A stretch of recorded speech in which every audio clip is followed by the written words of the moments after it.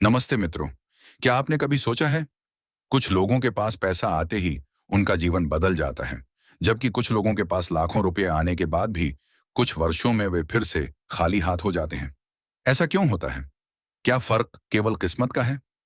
नहीं, फर्क उस पहले निर्णय का है जो व्यक्ति पैसा आने के तुरंत बाद लेता है।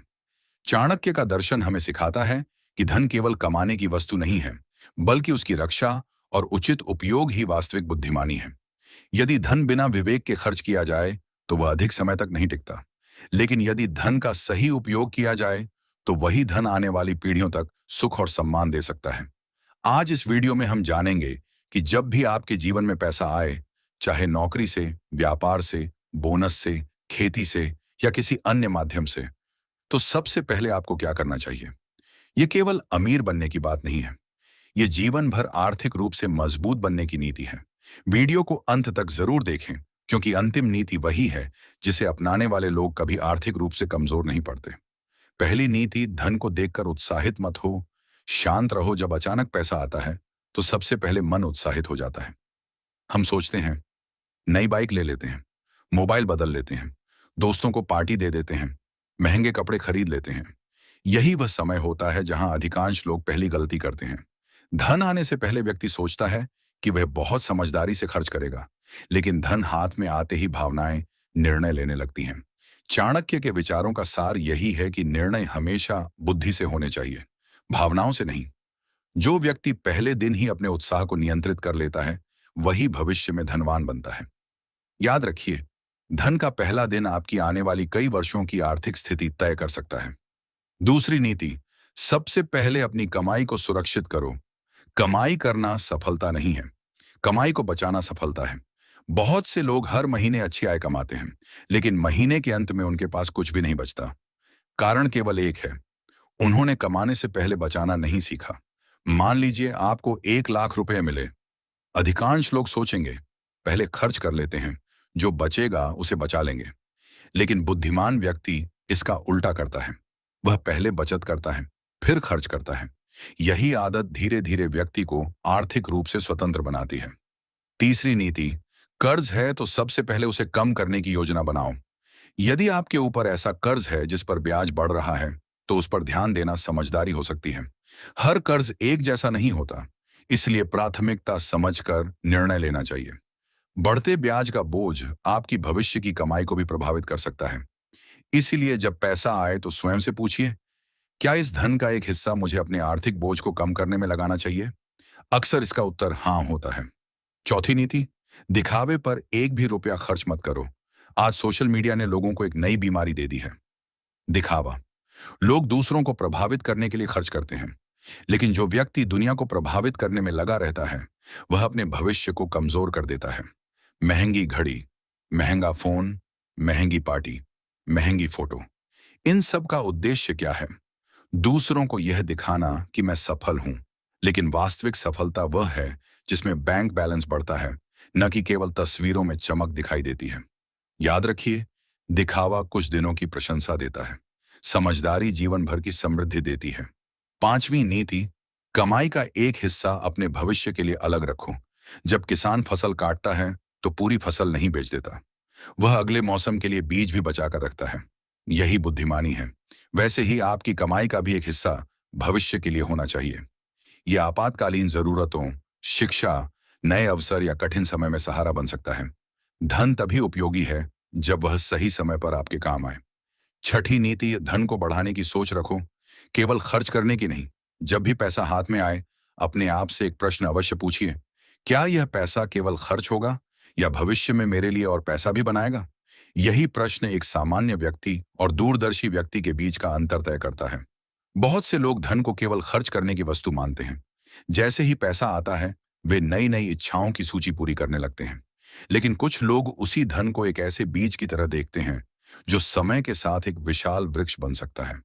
चाणक्य के विचारों का सार यही है कि बुद्धिमान व्यक्ति केवल वर्तमान नहीं देखता, बल्कि भविष्य की तैयारी भी करता है। यदि आपके पास अतिरिक्त धन है, तो सोचिए, क्या मैं कोई नया कौशल सीख सकता हूं? क्या मैं अपने व्यवसाय को बेहतर बना सकता हूं? क्या मैं अपने भविष्य की आय बढ़ाने वाला कोई कदम उठा सकता हूं? याद रखिए, खर्च किया हुआ पैसा समाप्त हो जाता है, लेकिन सही दिशा में लगाया गया पैसा भविष्य में अवसर बन सकता है। सातवीं नीति, अपनी आय से पहले अपनी आदतों को बदलो। कई लोग कहते हैं, अगर मेरी आय बढ़ जाए तो मैं अमीर बन जाऊंगा। लेकिन इतिहास बताता है कि बड़ी आय होने के बाद भी अनेक लोग आर्थिक संकट में आ गए। कारण आय नहीं, आदतें। यदि आपकी आदत हर महीने पूरा पैसा खर्च करने की है, तो आय दोगुनी होने पर भी खर्च बढ़ जाएगा। लेकिन यदि आपकी आदत बचत, अनुशासन और सोच समझकर खर्च करने की है, तो सीमित आय में भी आप मजबूत आर्थिक आधार बना सकते हैं। इसलिए जब पैसा आए, तो सबसे पहले अपनी आदतों पर ध्यान दीजिए, क्योंकि आदतें ही भविष्य का निर्माण करती हैं। आठवीं नीति, लालच से बचो। जब किसी व्यक्ति के पास धन आता है, तो अक्सर लोग उसे जल्दी अमीर बनने के आसान रास्ते दिखाने लगते हैं। कोई कहेगा, यहां पैसा लगाओ, कुछ महीनों में दोगुना हो जाएगा। कोई कहेगा, यह मौका बार बार नहीं आएगा। ऐसे समय में सबसे अधिक आवश्यकता धैर्य की होती है। हर बड़ा लाभ वास्तविक नहीं होता। जो अवसर बिना मेहनत के बहुत अधिक लाभ का वादा करते हैं, उन्हें सावधानी से परखना चाहिए। बुद्धिमान व्यक्ति किसी भी निर्णय से पहले पूरी जानकारी लेता है। याद रखिए, धैर्य से कमाया हुआ धन टिकता है। लालच में लगाया गया धन अक्सर संकट का कारण बन सकता है। नौवीं नीति, धन के साथ विनम्रता भी रखो। धन आने के बाद कुछ लोगों का व्यवहार बदल जाता है। वे पुराने मित्रों को भूल जाते हैं, परिवार की सलाह को महत्व नहीं देते, दूसरों को छोटा समझने लगते हैं। लेकिन यही अहंकार पतन की शुरुआत बन सकता है। धन सम्मान दिला सकता है, परंतु चरित्र ही सम्मान बनाए रखता है। विनम्र व्यक्ति लोगों का विश्वास जीतता है, और विश्वास वह संपत्ति है जिसे कोई चुरा नहीं सकता। 10वीं नीति, सही लोगों के साथ रहो। जिस प्रकार आग के पास बैठने से गर्मी मिलती है, उसी प्रकार अच्छे लोगों की संगति से अच्छे विचार मिलते हैं। यदि आपके आसपास ऐसे लोग हैं जो केवल दिखावे, फिजूल खर्ची और गलत आदतों को बढ़ावा देते हैं, तो आपका धन भी धीरे धीरे उसी दिशा में बह जाएगा। लेकिन यदि आपके आसपास अनुशासित, मेहनती और ईमानदार लोग हैं, तो उनकी सोच का प्रभाव आपके निर्णयों पर भी पड़ेगा। संगति व्यक्ति की आर्थिक सोच को भी बदल देती है। 11वीं नीति, परिवार को आर्थिक अनुशासन सिखाओ। यदि घर में केवल एक व्यक्ति समझदारी से खर्च करता है और बाकी सभी बिना योजना के पैसा खर्च करते हैं, तो आर्थिक स्थिरता बनाना कठिन हो जाता है। इसलिए धन आने पर परिवार के साथ बैठकर लक्ष्य तय करें।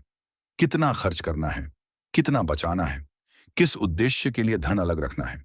जब पूरा परिवार एक दिशा में चलता है, तब आर्थिक मजबूती भी बढ़ती है। 12वीं नीति, धन की रक्षा करना। धन कमाने जितना ही आवश्यक है। चाणक्य के विचारों का सार यह है कि केवल धन अर्जित करना पर्याप्त नहीं है, उसकी रक्षा करना भी उतना ही महत्वपूर्ण है। बहुत से लोग वर्षों की मेहनत से धन कमाते हैं, लेकिन एक गलत निर्णय उनकी पूरी कमाई को संकट में डाल देता है। याद रखिए, जिस धन की रक्षा नहीं की जाती, वह अधिक समय तक साथ नहीं रहता। इसीलिए जब भी पैसा आए, सबसे पहले यह सोचिए कि उसे सुरक्षित कैसे रखा जाए। हर निर्णय सोच समझ कर लें। भावनाओं में आकर कभी आर्थिक फैसला न करें। 13वीं नीति, हर किसी को अपनी कमाई मत बताओ। जैसे ही किसी व्यक्ति के पास धन आता है, वह उत्साह में आकर लोगों को बताने लगता है, इस बार इतना कमाया, इतना बोनस मिला, इतना फायदा हुआ। लेकिन बुद्धिमान व्यक्ति अपनी आर्थिक स्थिति का अनावश्यक प्रदर्शन नहीं करता। कमाई जितनी निजी रहे, उतना अच्छा, क्योंकि हर मुस्कुराने वाला व्यक्ति आपका हितैषी नहीं होता। कुछ लोग आपकी सफलता से प्रेरित होते हैं, तो कुछ लोग उसी सफलता से ईर्ष्या भी करने लगते हैं। इसलिए धन के साथ विवेक भी आवश्यक है। 14वीं नीति, जरूरत और इच्छा में अंतर समझो। आज की सबसे बड़ी समस्या यह नहीं है कि लोगों के पास पैसा कम है। समस्या यह है कि इच्छाएं जरूरतों से कहीं अधिक बढ़ चुकी हैं।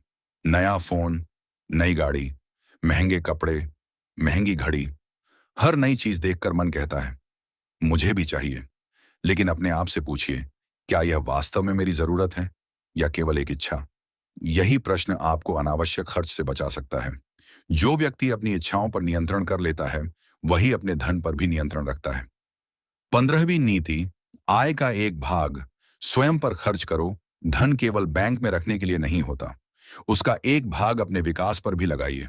नई किताबें पढ़िए, नई स्किल सीखिए, अपने स्वास्थ्य का ध्यान रखिए। ज्ञान और स्वास्थ्य पर किया गया खर्च अक्सर लंबे समय तक लाभ देता है। यदि आपकी क्षमता बढ़ेगी, तो भविष्य में आपकी आय बढ़ाने के अवसर भी बढ़ेंगे। 16वीं नीति, कठिन समय के लिए हमेशा तैयार रहो। जीवन हमेशा एक जैसा नहीं रहता। आज अच्छी कमाई है, कल परिस्थितियां बदल सकती हैं। व्यापार में नुकसान हो सकता है, नौकरी बदल सकती है, स्वास्थ्य संबंधी खर्च आ सकते हैं। इसीलिए समझदार व्यक्ति हमेशा कुछ धन कठिन समय के लिए सुरक्षित रखता है। जो व्यक्ति तैयारी करता है वह संकट आने पर घबराता नहीं। 17वीं नीति। ईमानदारी से कमाया गया धन सबसे अधिक सुख देता है। गलत रास्ते से आया हुआ धन कुछ समय के लिए सुख दे सकता है, लेकिन वह मन की शांति नहीं देता। ईमानदारी से कमाई गई छोटी आय भी सम्मान देती है, विश्वास दिलाती है और रात को चैन की नींद देती है। याद रखिए, धन का मूल्य केवल उसकी मात्रा से नहीं, बल्कि उसे कमाने के तरीके से भी तय होता है। 18वीं नीति। समय धन से भी अधिक मूल्यवान है। कई लोग धन बचाने के लिए समय बर्बाद कर देते हैं, लेकिन समय वापस नहीं आता। यदि समय का सही उपयोग किया जाए तो वही भविष्य में अधिक धन और अधिक अवसर ला सकता है। हर दिन कुछ समय सीखने, सोचने और अपने लक्ष्य पर काम करने के लिए अवश्य निकालिए। अंतिम संदेश। यदि आज आपके जीवन में पैसा आना शुरू हुआ है तो उसे केवल खर्च मत कीजिए, उसे अपनी आने वाली पीढ़ियों के लिए एक मजबूत नियम बनाइए। याद रखिए, चाणक्य के विचार हमें यही प्रेरणा देते हैं कि धन का सम्मान करें, दिखावे से बचें, सीखते रहें और हर निर्णय भविष्य को ध्यान में रखकर लें। यदि आपने इन नीतियों को अपने जीवन में अपनाया तो धन केवल आपके पास आएगा ही नहीं, बल्कि लंबे समय तक आपके साथ भी रहेगा। यही सच्ची आर्थिक बुद्धिमानी है। धन्यवाद। मिलते हैं अगले वीडियो में।